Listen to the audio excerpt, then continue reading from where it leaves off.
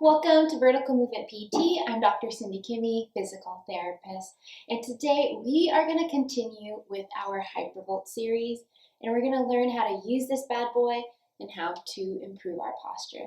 So go ahead, grab your Hypervolt, and let's get started.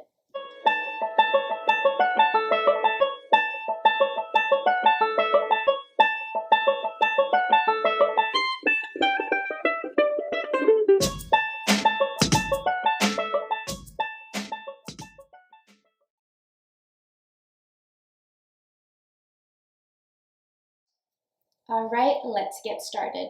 The first region you can work on is the Pectoralis Major. In that muscle, it connects to the sternum as well as to the clavicle. And it's important for you to get both of those origins, otherwise you won't get the whole muscle. So what you're going to do to get the clavicle insertion of the Pectoralis Major, you're going to hold your arm out to 90 degrees. And then you're going to go along underneath the clavicle all the way to the shoulder joint.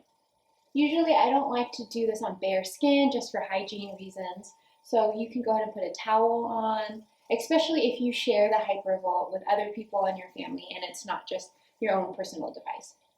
So you can go ahead and you're going to go back and forth until you get a sore spot or a place that just feels like there's a knot. You can leave the Hypervolt there for about a few seconds to maybe up to 30 seconds until the knot goes away, and back. Next, you want to go ahead and work on the sternum connection. So you're going to bring your arm up to 120 degrees because this stretch is what gets the stretch for the pec major that connects to the sternum. So you're going to kind of go along the muscle fibers up to the shoulder joint and down to the sternum. I like to do all of my movements with my Hypervolt. So what you can do, you can go ahead and bring your arm back and forth as you're working on the pec major, and same thing for the clavicle. You can move it back and forth. So you can work on the fibers as you are moving, which is way more functional. The next muscle we are going to work on is the Pectoralis Minor. And that muscle, when it gets tight, it pulls your shoulders forward and gives you that rounded appearance. The pec minor connects to rib 3, 4, and 5, and it inserts onto the coracoid process, which is part of the scapula. So I know that sounds weird because the scapula is back there, but the coracoid process comes right through, and the Pectoralis Minor connects right on that. So what you're going to do, you're going to find the clavicle, start from underneath your chin, and you're going to trace it up until it does a little kind of like loop up, and you're going to find a gap underneath. So usually underneath that little crevice underneath the clavicle, you're going to find the Pectoralis Minor because that's where it connects to the coracoid process.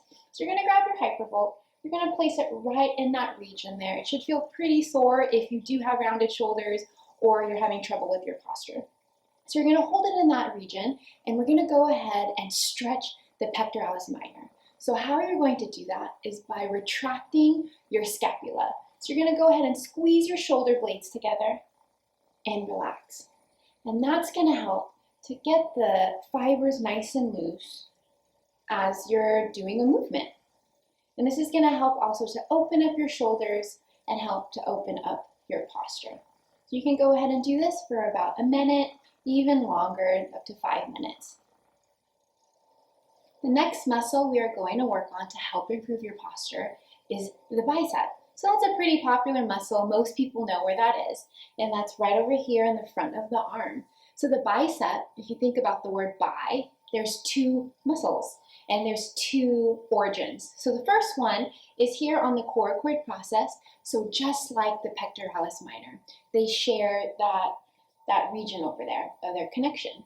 And the other muscle of the bicep, which is the long head of the bicep, that connects on the supraglenoid tuberosity. So it's fancy words saying it attaches up here on the humeral head. So far the short head of the bicep connects here on the coracoid, and the long head is right here on the humerus. And the insertion of the muscle connects here on the radial tuberosity as well as the bicipital aponeurosis. So that's kind of like this region. So what you want to do, you want to go ahead and make sure you get both heads of the bicep. So making sure that you're getting the fibers that attach to the coracoid process. You can go up and down with that. And then also you want to make sure to get the origin of where it attaches on the top of the humeral head, right over here. And once again, I love doing my mobilization with movements. So you can go ahead and flex your arm and straighten it, kind of even bringing your arm back behind you. And what that does is flexing the bicep and stretching it. So you're doing a mobilization while you are moving. The last muscle we are going to work on is Latissimus Dorsi, and that muscle is a big one. It attaches here to L5, to the spinous processes, all the way up to T7. So somewhere up there, I can't really see, up to T7. It also attaches here to the iliac crest, so it comes up, attaches here to the ribs and the inferior part of the scapula. It comes forward, believe it or not, wraps up, and it connects to the front of your humerus. So the lats go all the way down, if you can kind of see that. So you can imagine when the lats get tight, it pulls your shoulder forward. I bet you never have thought that since the lats are in the back. So what you're going to do, you're going to kind of start along here in the front, and be careful. There's the bicep tendon here, and that can be really sensitive. So you just want to graze over that area really softly. And you're going to go ahead and lift your arm up, wrap underneath, here underneath kind of like your armpit and behind you. So this is a little bit tricky to get on your own because it's hard to reach behind you with the Hypervolt, but this is kind of what you can do. And you can go ahead and have your arm go down and up to kind of help activate that muscle and stretch it out. But honestly, for this one, it's hard to do a movement. It's probably best to just hold it up and have the Hypervolt go up and down that muscle. But there you have it. You have learned some tips and tricks of how to use the Hypervolt to help improve your posture. If you have any questions or comments, go ahead and comment below. If you haven't followed Vertical Movement yet, go ahead and click that subscribe button. Go ahead and subscribe. But I'm looking forward to next time we work together, and I hope you have a good day. Peace and blessings.